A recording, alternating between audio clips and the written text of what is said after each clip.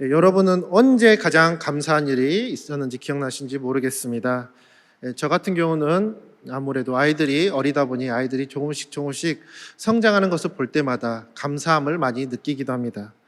이렇게 많은 사람들은 이렇게 무언가 성장을 있을 때, 또한 좋은 일을 얻게 되었을 때 감사함을 느낍니다. 또 원한 것을 얻었을 때나 시험을 합격할 때나 또는 어떤 자격을 얻었을 때 많은 감사함을 가지게 됩니다. 그러나 오늘 본문에서 다니엘의 감사에 대해서 이것은 우리가 흔히 생각하는 감사와 다름을 함께 볼 수가 있습니다.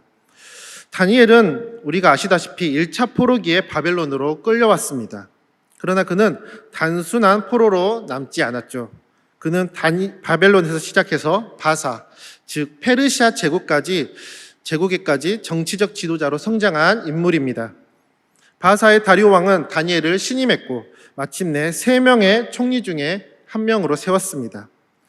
그러한 과정에 다니엘 6장 3절을 보시면 다니엘은 마음이 민첩하여 총리들과 고관들 위에 뛰어남으로 왕이 그를 세워 전국을 다스리게 하고자 한지라 라고 하였습니다. 여기서 마음이 민첩하다는 히브리어로 탁월한 영혼이라는 의미도 가지고 있습니다. 다리오 왕은 다니엘이 하는 모든 일을 보면서 어떤 사람들보다 뛰어났으며 또한 다니엘에게 어떤 특별한 영이 함께 있음을 인정하게 되었던 것이죠. 그렇게 다리오 왕은 다니엘에게 온 나라를 통치하는 권한을 주면서 1인 총리 체제로 변경하려고 했던 것이죠. 하지만 이것을 본 다른 바사의 정치 세력들은 발칵 뒤집혀졌습니다. 그동안 3명이서 함께 있었던 이런 권력이 이제는 다니엘에게 모두 집중될 위기에 처해진 것이죠. 이러한 상황에서 다른 2 총리가 가만히 있을 수 없었던 것이죠. 자신의 권력을 지키기 위해서 무언가라도 해야 했던 것입니다. 결국 2 총리는 자신을 옹호하는 세력들과 함께 다니엘을 제거할 음모를 꾸밉니다. 그렇게 4절에 그들은 다니엘의 약점을 찾아서 고발하여 무너뜨리려고 하였습니다. 하지만 여기선 다니엘을 고발할 근거를 찾고자 하였지만 아무 근거, 아무 흠도 찾지 못하였습니다. 이는 그가 충성되이 아무 부패함도 없고 아무 허물도 없었더라 라고 하였습니다. 다니엘이 민첩함으로 하나님의 특별한 영이 그와 함께 하는 것처럼 모든 일을 하나님 앞에서 하였던 자였기 때문에 그에게는 어떤 허물과 어떤 흠을 찾지 못했던 것이죠. 그는 자신이 하는 일의 앞에서 하나님의 앞에서 하는 것처럼 정직으로 행하였으며 업무에서도 부정을 저지르지 않았고 재정적으로 깨끗한 자였습니다. 그렇기에 다니엘의 허물을 찾을 수 없었던 그들은 결국 다니엘의 다른 흠을 찾게 됩니다. 유일한 방법, 바로 하나님의 율법을 따르는 자라는 것이죠. 그래서 그들은 다니엘이 가진 신앙을 문제로 만들어 그를 무너뜨리려고 하는 것입니다. 이것은 어떻게 문제가 아닙니다. 하지만 그들은 이것이라도 뭔가 문제를 삼아서 다니엘을 무너뜨리려고 한 것이죠. 그래서 7절에 2명의 총리들과 고관들이 다리오 왕에게 가서 교묘한 제안을 합니다. 바로 30일 동안 누구든지 왕 외에 어떤 신이나 사람에게 무엇을 구하면 사자굴에 던지는 그런 법안을 제안을 하는 것이죠. 이 법은 단순한 규제가 아니라 왕을 신격화하는 법이었습니다. 이 바사의 왕, 페르시아 왕들은 자신들을 신과 같은 존재로 여겼기 때문에 자신의 왕권을 강하게 하는 이 제안에 귀를 솔깃할 수밖에 없었던 것이죠. 그래서 그는 이 법이 자신이 가장 신임한 다니엘을 겨냥하는 것인지도 모른 채 기쁨으로 이 법령에 도장을 찍고 공표를 하게 됩니다. 이렇게 공표된 법은 이제는 절대로 번복할 수 없는 법이 됩니다. 8절에도 이렇게 말하고 있죠. 그리하지 아니하면 메대와 바사의 법을 따라 결코 고치지 못할 것이니다. 이렇게 공표된 법은 절대로 고칠 수가 없습니다. 왜냐하면 왕이 신적인 존재로 여겼기 때문에 법을 바꾸는 것은 신이 실수했다는 것을 인정하는 것과 같았기 때문입니다. 그래서 한 번 제정된 법은 절대로 바꿀 수 없는 것이죠. 결국 이렇게 다니엘을 무너뜨린 음모가 완성되어졌습니다. 그리고 이 과정 가운데 10절에 말하고 있습니다. 다니엘이 이 조서에 왕의 도장이 찍힌 것을 알고도 말하였습니다. 그는 총리였기 때문에 왕궁의 정치적 흐름에 잘 파악하고 있었습니다. 또한 자신의 정적들이 자신을 겨냥해서 이 법을 만들 것 또한 알고 있었습니다. 그리고 이로 인해서 자신이 계속해서 기도하면 죽게 된다는 사실 또한 알고 있었던 것이죠. 다니엘은 이 과정을 다 알고 있었습니다. 만약 우리였으면 어땠을까요? 만약 30일 동안 기도를 쉬면 되지 않을까라고 생각하지 않을까요? 또는 내가 그래도 정치 총리인데, 내가 그래도 높은 사람인데 사람들이 모르는 곳을 찾아서 아무도 접근하지 못하게 하고 거기서 은밀히 기도하면 되지 않았을까요? 그는 충분히 자신의 생존을 목적으로 자신의 공간을 만들어서 얼마든지 조용히 기도할 수 있었습니다. 하지만 다니엘의 기도의 모습을 보며 전혀 그거와 다른 모습을 보게 됩니다. 10절에 보시면 그는 그 이후에 이렇게 말합니다. 그는 자기 집에 돌아가서 윗방에 올라가 예루살렘을 향한 창문을 열고 전에 하던 대로 하루 3번씩 무릎 꿇고 기도하며 그의 하나님께 감사하였더라. 그는 전에 하던 대로 기도를 해왔던 것이죠. 그는 먼저 윗방에 올라가서 기도를 하였습니다. 평소 그가 기도하였던 장소였던 것이죠. 그는 피하거나 숨지 않았습니다. 음모를 꾸긴 고관들이 다니엘이 어디서 기도하고 있는지 다 알고 있음에도 그의 기도 자리는 바꾸거나 피하거나 숨지 않았습니다. 또한 그는 예루살렘을 향해 창문을 열어 기도를 했습니다. 다니엘은 일부러 문을 닫고 몰래 기도하지 않았던 것이죠. 다른 자들이 보든 듣든 상관없이 그는 전에 했던 대로 창문을 열고 기도한 것이죠. 바로 예루살렘, 하나님의 성전이 있던 곳을 향해서입니다. 그는 하나님의 말씀을 붙잡았기 때문에 예루살렘을 향해서 기도했던 것이죠. 열왕기상 8장 48절에서 50절 말씀에 솔로몬 왕이 성전을 복원할 때 이렇게 말합니다. 자기를 사로잡아 각 적국의 땅에서 온 마음과 온 뜻으로 주께 돌아와 주께서 그들의 조상에게 주신 땅, 곧 주께서 택하신 성읍과 내 주의 이름을 위하여 건축한 성전 있는 쪽을 향하여 주께 기도하거든 주는 계신 곳 하늘에서 그들의 기도와 간구를 들으시고 그들의 일을 돌아보시며 주께 범죄한 백성을 용서하시며 주께 범한 그 모든 허물을 사하시고 그들을 사로잡아 간 자 앞에서 그들로 불쌍히 여김을 얻게 하사 그 사람들로 그들을 불쌍히 여기게 하옵소서라고 말하였습니다. 다니엘은 이 말씀을 붙잡았던 것이죠.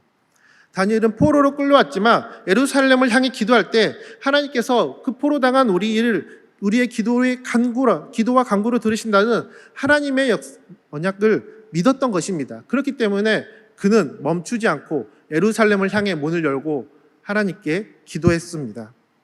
그리고 하루 3번씩 평소에도 항상 이렇게 시간을 정해서 기도했습니다. 여기서 이 10절 말씀에 가장 중요한 포인트가 뭐냐면 바로 전에 하던 대로 하였다는 것입니다. 다니엘의 기도는 위기가 닥쳤을 때 갑자기 한 것이 아닙니다.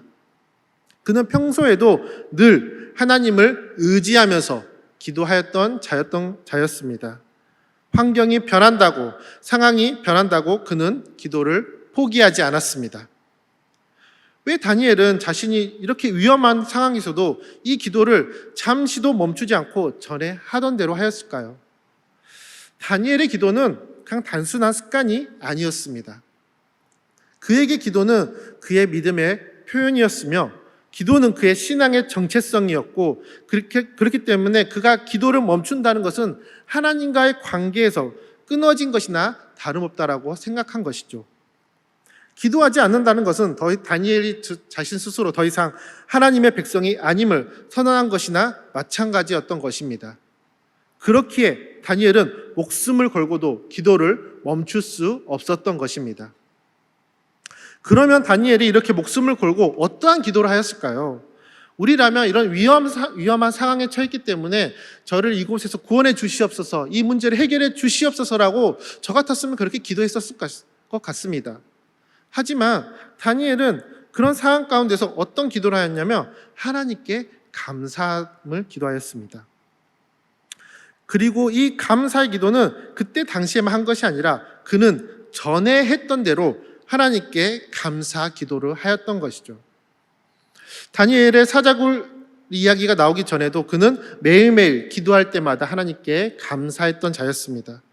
여기서 감사였다라의 히브리어의 의미를 보면 한순간 감사했다가 아닙니다. 그 순간만 감사했다가 아니라 지속적으로 계속해서 하나님께 감사했다는 의미가 담겨져 있는 것이죠. 바로 이전에도 감사했고 지금도 감사하고 있으며 앞으로도 감사할 것이라는 의미가 담겨져 있습니다.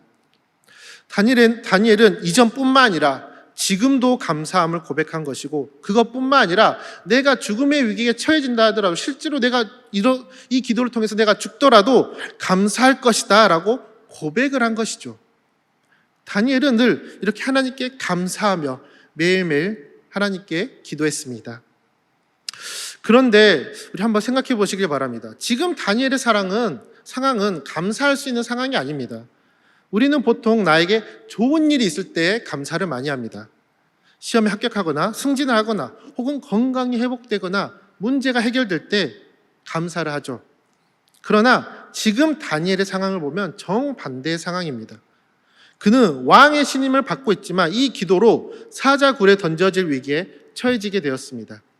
그는 어떠한 부정도 저지르지 않았지만 정치적 음모로 고발당하게 되었습니다.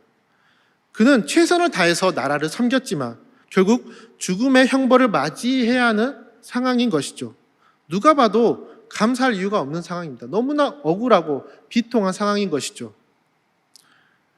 그러면서 하나님께 왜 이런 상황을 처해졌는지 따질 법도 한데 다니엘은 그저 전에 했던 대로 그의 하나님께 감사하며 기도했습니다. 어떻게 이런 감사가 가능했을까요? 오늘 본문에서 10절 말씀을 보면 다니엘은 단순히 하나님께 감사했다고 하지 않습니다. 그 앞에 그의 하나님께 감사하였습니다 라고 기록하고 있습니다.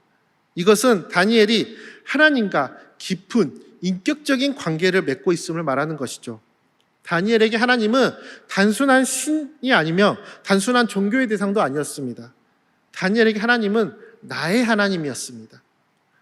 그렇다면 다니엘이 만나 그의 하나님은 도대체 무엇이었을까요? 다니엘 4장 17절에 하나님을 향한 고백이 나옵니다.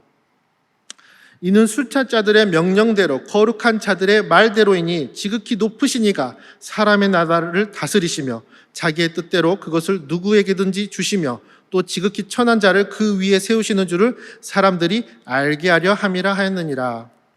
다니엘은 세상의 왕들은 바뀌었지만 그 큰 제국인 바벨론이 바뀌고 이렇게 페르시아가 세워졌지만 하나님께서 여전히 이 나라를 다스림을 고백하고 있습니다. 하나님께서 여전히 그 나라를 통치하고 있음을 경험한 것이죠. 또한 포로로 끌려온 지극히 비천한 자신을 하나님께서 세우심을 경험하였습니다. 그리고 이 하나님이 나의 하나님을 고백하는 것입니다. 다니엘은 하나님께서 이 모든 상황을 다스리고 계심을 믿었습니다.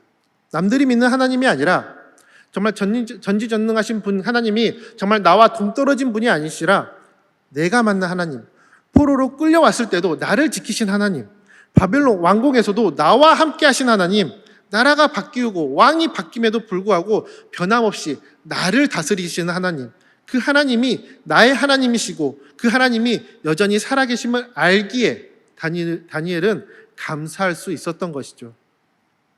그리고 이 고백은 바벨론과 바사를 보내면서 경험한 하나님이며 다니엘 그의 신앙 고백입니다. 다니엘이 이렇게 하나님을 깊이 신뢰하게 된 것에 그가 살아오면서 하나님과 함께함을 경험했기 때문입니다. 그가 바벨론 왕국에 들어왔을 때부터 그는 하나님과 자신과 함께함을 경험하게 됩니다. 바벨론 1장에 보시면 다니엘이 포로로 끌려와서 바벨론에 와서 겪은 일을 말하고 있습니다. 다니엘과 그의 세 친구는 바벨론 왕국에서 특별한 훈련을 받으면서 왕을 섬길 자로 선택되었습니다. 그러한 그들에게 왕이 직접 주는 특별한 음식과 포도주가 제공됩니다.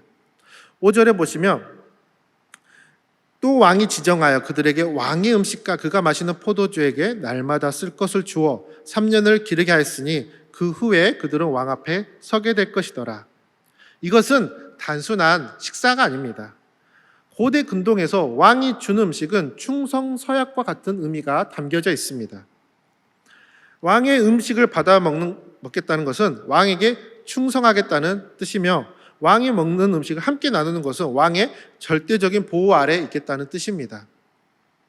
하지만 다니엘은 이 음식을 거절합니다. 18절에 다니엘은 뜻을 정하여 왕의 음식과 그가 마시는 포도주로 자기를 더럽히지 아니하리라 라고 결단을 합니다. 이 결단은 목숨을 건 결단입니다. 왕이 주는 음식을 거절하는 것은 곧 왕의 권위를 거부하는 것이기 때문에 이때 시대에는 왕이 다스릴 때 가장 중요하게 여기는 것은 왕의 권위입니다. 왕을 신처럼 여기고 그의 권위를 허무는 것에 대해서는 가차없이 처벌을 하던 시대였습니다. 그런데 다니엘은 이 왕의 권위를 부정하는 결단을 한 것이죠. 다니엘은 이렇게 결단한 것입니다. 내가 바벨론을 위해서 충성스럽게 일을 하겠습니다. 하지만 내가 죽을지언정 바벨론 왕을 신처럼 섬기지 않겠습니다. 오직 하나님만 섬기겠습니다. 이런 결단을 하고 제안을 한 것이죠. 이 결단으로 인해서 자신이 죽을 수 있음에도 그는 하나님만 섬기겠다라고 고백을 한 것입니다. 그리고 이 결단과 제안은 정말 말도 안 되는 것인데 그럼에도 불구하고 이 말도 안 되는 제안을 바벨론이 받아들입니다. 하나님께서 이 다니엘의 결단을 받아주시고 그에게 은혜를 베풀어 주신 것이죠. 다니엘 1장 17절에 이렇게 말합니다. 하나님이 이 네 소년에게 학문을 주시고 모든 서적을 깨닫게 하시고 지혜를 주셨으니 다니엘은 또 모든 환상과 꿈을 깨달아 알더라. 그리고 이 결단의 마음을 통하여 하나님께서는 그들에게 특별한 지혜와 총명을 또한 더하셨습니다. 그로 인해서 20절 말씀을 보시면 그 지혜와 총명으로 왕의 어떤 박수와 술객, 즉 박사들보다 10배나 더 지혜로운 자가 되었습니다. 이 사건을 통해서 다니엘은 깨닫게 된 것이죠. 나는 바벨론의 포로로 끌려왔지만 여전히 하나님은 나와 함께 계시구나. 하나님은 지금 여기서도 살아계시며 나를 보호하시고 인도하시구나 라는 사실을 말이죠. 그 후로도 다니엘은 하나님의 역사하심을 계속 경험하게 됩니다. 느부갓네살의 왕의 꿈을 해석할 때 하나님께서 그에게 지혜를 주셨고 또한 포로 신분에서 그가 총리로 세워지는 과정이 그렇게 만만치 않았을 것입니다. 지금도 우리는 어떤 자리에 올라가는데 많은 시험과 많은 공격들이 있으면 우리는 알고 있습니다. 그때 당시에 다니엘은 그것보다 더 심한 공격과 심한 환란이 있었을 것입니다. 하지만 그럼에도 불구하고 하나님께서 함께 하셔서 총리의 자리까지 오게 된 것을 경험하게 된 것이죠. 그렇게 다니엘은 감사할 수 있었습니다. 하나님이 함께 하심을 분명히 믿었기 때문인 것이죠. 하나님이 나와 함께 하신다는 분명한 증거를 또한 가지고 있었던 것이죠. 그렇기에 다리오 왕의 칙령이 내려질 때 그는 흔들리지 않았습니다. 하나님은 살아계시고 그 하나님이 나의 하나님으로 나와 함께 하심을 신뢰하였기 때문입니다. 다니엘의 감사는 감정적인 감사가 아니었습니다. 단순히 상황에 따라서 하는 감사가 아닙니다. 다니엘의 감사는 하나님을 향한 신뢰에서 나온 것입니다. 하나님이 그의 하나님이시기에 그 하나님이 언제나 함께 하시기에 하나님께서 자신의 삶을 인도해 주시기에 나의 하나님을 신뢰하기에 감사할 수 있었던 것이죠. 다니엘의 감사는 이렇게 환경과 상관없는 감사였습니다. 그는 억울한 상황을 맞이하더라도 죽음의 위협 앞에서도 감사했던 것이죠. 다니엘이 환경에 상관없이 감사할 수 있었던 이유는 그가 과거에 하나님께서 자신에게 행하셨던 일을 기억했고 또한 현재에도 하나님이 함께 하심을 믿었으며 미래에도 하나님이 신실하실 것을 신뢰했기 때문입니다. 그런데 다니엘에게만 이 하나님의 경험이 함께 했을까요? 이것보다 더 큰 증거를 하나님께서는 우리에게 주셨습니다. 그것은 바로 예수 그리스도의 십자가입니다. 로마서 5장 8절에 이렇게 말하고 있습니다. 우리가 아직 죄인 되었을 때 그리스도께서 우리를 위해 죽으심으로 하나님께서 우리에 대한 자기의 사랑을 확증하셨느니라. 하나님께서는 우리를 위해서 그분의 가장 귀한 독생자를 내어주셨습니다. 하나님께서 우리를 구원하시기 위해 자신의 아들을 십자가에서 죽게 하신 것이죠. 그런데 하나님은 우리가 어떤 선한 일을 했기 때문에 아들을 내어주신 것이 아닙니다. 우리가 사랑받을 만한 존재였기 때문에 십자가를 허락하신 것이 아니죠. 우리가 아직 죄인 되었을 때, 우리가 원수가 되었을 때 하나님께서는 우리를 위해서 십자가를 준비하셨고 자신의 아들 독생자 예수 그리스도를 내어 놓으신 것입니다. 이것보다 더 확실한 사랑의 증거가 어디 있겠습니까? 이것보다 더 분명한 증거가 어디 있겠습니까? 그리고 이 십자가는 단순히 과거의 사건으로 끝난 것이 아닙니다. 예수님께서 십자가에 지시고 다시 부활하셨습니다. 그리고 지금도 살아계셔서 우리와 함께하고 계십니다. 마태복음 28장 20절에 이렇게 말하고 있습니다. 볼지어다 내가 세상 끝날까지 너희와 항상 함께 있으리라 하시니라. 예수님께서는 우리와 함께 있기에 우리는 구원을 누리게 되었습니다. 예수님께서는 우리와 함께 있기에 우리는 하나님의 뜻을 알고 고백할 수 있고 이렇게 함께 예배드릴 수 있게 되었습니다. 예수님께서 우리와 함께 있기에 영생의 은혜를 우리는 누리게 되었습니다. 그리고 그 예수님 안에 있는 우리에게 하나님께서는 지금도 끊임없이 은혜를 부어주시고 계십니다. 바로 예수님과 함께 있기에, 지금도 우리와 함께 있기에 그 신실하신 약속을 우리에게 하신 것이죠. 그리고 그 약속대로 예수님께서는 지금도 우리와 함께 하시고 영원토록 함께 하실 것입니다. 로마서 8장 32절에 이렇게 말합니다. 자기 아들을 아끼지 아니하시고 우리 모든 사람을 위하여 내어주신 이가 어찌 그 아들과 함께 모든 것을 우리에게 은사로 주지 아니하시겠느냐. 자신의 아들을 아끼지 않으실 만큼 우리를 사랑하신 그분이 우리에게 무엇을 주는 것이 아까워하시겠습니까? 우리를 사랑으로 모든 것을 주신 하나님을 우리는 신뢰할 수밖에 없는 것이죠. 종종 사람들은 감사할 때 환경을 먼저 봅니다. 사람들은 일이 잘 풀릴 때 감사하고 건강하면 감사하고 원하는 것이 이루어지면 감사합니다. 물론 이런 감사의 고백을 하나님께 하는 것은 너무나 귀합니다. 하지만 성경에서 말하는 감사는 좋은 날뿐만 아니라 안 좋은 날도 포함해서 범사에 감사하라고 말하고 있습니다. 다니엘의 감사는 환경에 좌우되지 않은 감사입니다. 상황이 좋지 않음에도 음모의 한가운데 있더라도 심지어 죽음 앞에서도 그는 감사였습니다. 그는 환경이 아닌 하나님이 계시기에, 하나님이 나의 하나님이기에 그것 자체에 감사했던 것이죠. 그가 하나님을 경험했으므로 그 하나님이 살아계심을 믿었기에 그가 하나님의 주권을 신뢰했기 때문입니다. 나라가 바뀌고도 왕이 위협하는 상황에서도 지켜주신 하나님, 비천한 자라도 높이시고 모든 것을 주관하신 하나님, 그 하나님이 나의 하나님이기에 감사하게 된 것이죠. 나의 삶이 윤택하게 해주셔서가 아니라 그 하나님이, 전능하신 하나님이 지금도 지켜주시고 나의 하나님이 되어주시기 때문에 나의 하나님이 되어주심으로 감사한 것이죠. 그 하나님께서 과거에도 함께 하셨고 현재도 함께 하시며 미래에도 신실하게 함께 하심을 믿었기 때문입니다. 우리는 예수님께서 우리를 위해 죽으심으로 우리와 함께 하심을 경험하였습니다. 그리고 우리는 예수님께서 십자가에 죽으시고 부활하셔서 지금도 살아계심을 경험하고 믿습니다. 우리는 예수님께서 우리의 죄를 용서하시고 영원한 생명의 권세를 가지심을 믿습니다. 우리에게는 다니엘이 가진 그 어떤 감사보다 더 확실한 감사의 이유가 있는 것이죠.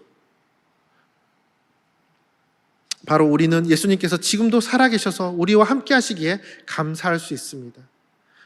예수님께서 우리의 죄를 용서하시고 우리를 구원하셨기에 어떤 상황에서도 우리는 감사할 수 있는 것이죠.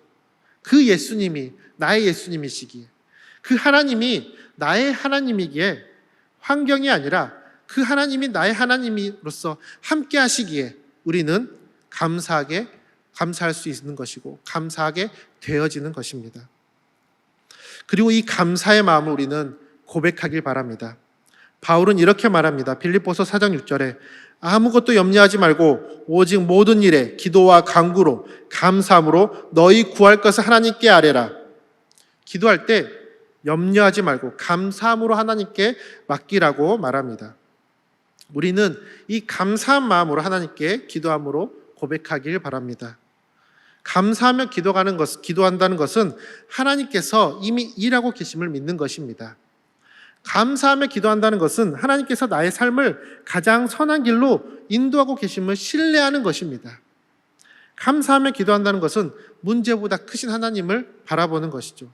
지금 당장은 이해되지 않더라도, 우리의 생각대로 원하는 대로 응답되지 않더라도 나의 하나님을 믿기에, 그 하나님이 선하게 인도하신 것을 믿기에, 그 하나님이 나와 함께함을 믿기 때문에 우리는 감사할 수 있습니다. 빌립보서 4장 7절에 그리하면 모든 지각에 뛰어난 하나님의 평강이 그리스도 예수 안에서 너희 마음과 생각을 지키시리라. 그리고 감사하며 기도하는 자들에게 하나님께서 평강으로 함께 하십니다. 감사하며 기도하는 자들에게 불안과 두려움에서 자유할 수 있는 힘을 주십니다. 내가 문제에 압도당하는 상황에서도 예수님과 함께 하시기에, 그 예수님을 믿기에 하나님께서 마음을 통해서, 그 우리가 감사하는 그 마음을 통해서, 그 작은 믿음을 통해서 하나님께서는 우리에게 하나님의 평안을 주시는 것이죠. 그 하나님이 나의 하나님이시기에, 그 하나님이 나와 함께 하시기에 그 평안을 우리에게 주시는 것입니다. 그리고 이 평안은 세상이 줄 수 없는 참된 평안입니다. 어떤 상황에서도 흔들리지 않는 감사의 마음으로 우리에게 부어주십니다. 기도의 응답이 더딜 수도 있습니다. 문제가 해결되지 않을 수도 있습니다. 상황이 여전히 어려울 수도 있습니다. 그럼에도 우리와 함께 하시는 그 예수님의 사랑, 그 하나님의 은혜를 믿으시길 소망합니다. 우리를 지키시는 하나님을 신뢰하며 감사하길 바랍니다. 물론 나의 힘든 상황에서 감사하는 것은 쉽지 않은 일입니다. 지금 당장 문제가 보인 상황 앞에서, 지금 당장 괴로운 상황 앞에서 어떻게 쉽게 감사가 고백되어지겠습니까? 하지만 문제가 아닌 하나님의 말씀을 보면서, 또한 하나님께 기도로 간구하면서 하나님이 나에게 주셨던 그 은혜를 생각하며 그분께 감사를 고백해 보시길 바랍니다. 그 감사의 고백을 통해서, 그 마음을 통해서 하나님께서는 우리에게 믿음을 더하여 주시고 마음을 지켜주시며 참된 평안으로 함께 하실 것입니다. 다니엘도 그 감사의 고백을 통하여서 사자굴에 들어갔음에도 하나님의 지키심을 경험하게 되었습니다. 그는 그가 사자굴에 건져낼지만 알지 못했습니다. 그럼에도 그는 하나님을 신뢰함으로써 감사를 고백함으로 그 은혜를 누렸던 것이죠. 우리도 이 감사의 고백을 통해서, 그 우리의 작은 믿음을 통해서 하나님께서 우리의 마음을 지켜주시고 참된 평화로 함께 하실 것입니다. 그렇기에 좋은 일뿐만 아니라 어려움 가운데서도 감사하며 기도하길 소망합니다. 어떤 상황 가운데서도 나와 함께 하신 하나님, 나를 구원하시고 영원까지 나와 함께 하시는 그 예수님의 약속을 의지하면서 환경을 뛰어넘는 감사를 고백하길 소망합니다.